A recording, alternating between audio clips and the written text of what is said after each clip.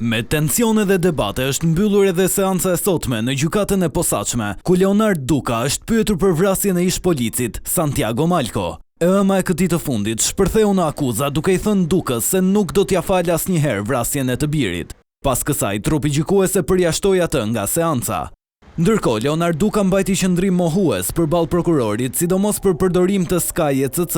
Ai tha se nuk ka qenë përdorues I këtij aplikacioni dhe nuk ka patur kontakte me persona të tjerë në këto platforma komunikimi. Madje në një foto që prokurori I tregoi, Duka mohoi të ishte vetë ai.